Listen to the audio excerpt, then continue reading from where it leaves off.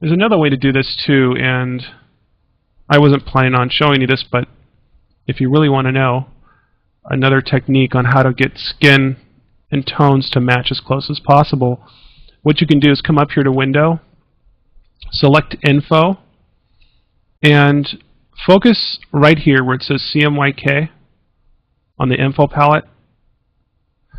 And watch this. I'll select the eyedropper tool, and then I'll hover the eyedropper over his skin. And look really closely up on the info bar. You'll notice that you see how where it says Y, that just means yellow. And you can see how that's the highest percentage with a 57%. That means that his skin here has more yellow than any other color. It has more yellow than it does cyan and magenta. And so if I hover over her skin, we can see that her skin has a lot more yellow.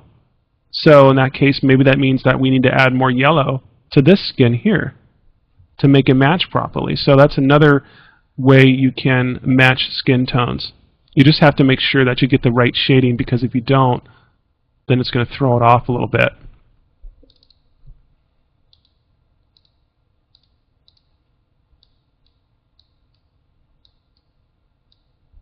I'm focusing on his cheek here and on her face just before her ear here.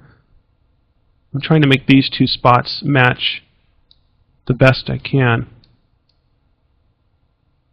And you can also hover over these areas while you have the curves dialog open, just to extra check things. And it'll show you before and after up there. It's pretty cool. I mean, Photoshop rocks for this type of stuff.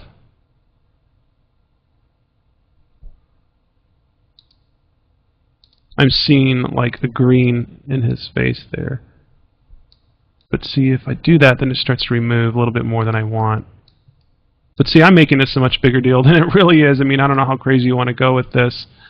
But most of what I see is that the shadows and little wrinkles in his face, matching those up is going to be the biggest challenge of this.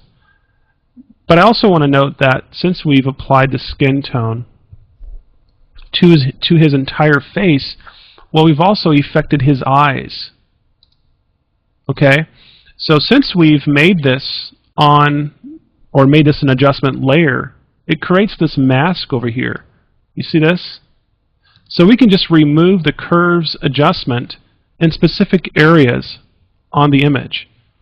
But since this mask is white, then we'll need to paint black on this mask to remove those areas. So select the paintbrush and press the D and X key on the keyboard until you get the foreground color to black. And lower the brush size a little bit there so you can get in here with his eyes and paint on his eyes to bring back the original color of his eyes, which are blue, they're not green.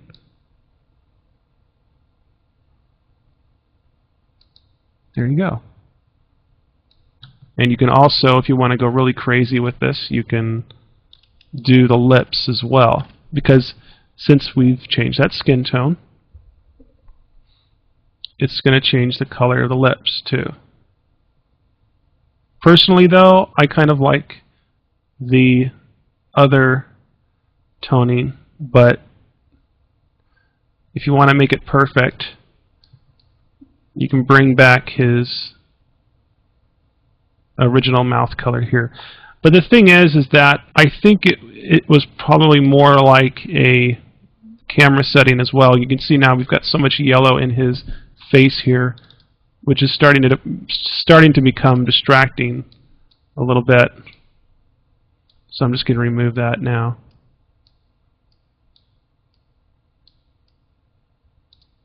And there you go. I could probably work on it a little bit more, but that's most of the technique there.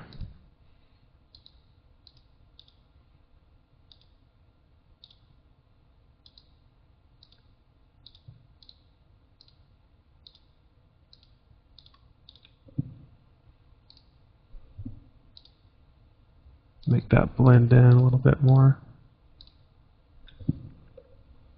There we go. Make his cheek go up into her face just a little bit.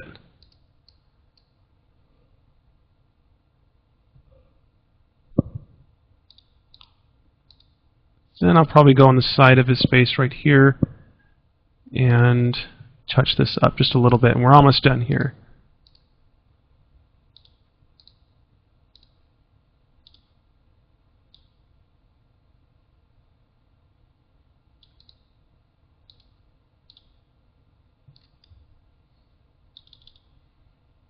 And there you go. And that's how we can swap faces in Photoshop. This is, I'll show you the before here. And this is the after. So have fun with that. Impress your family and friends. I hope you enjoyed the tutorial and learned a lot with the little techniques that we went over.